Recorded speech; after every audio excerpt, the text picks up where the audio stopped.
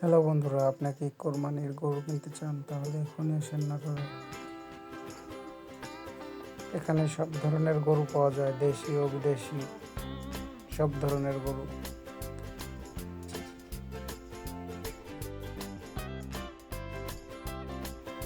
আপনারা যদি ভালো মানের গরু কিনতে চান তাহলে এক্ষুনি চলে আসুন নাটোর রেখাত হাজির মেল নামে পরিচিত ডাল সড়কের ওখানে।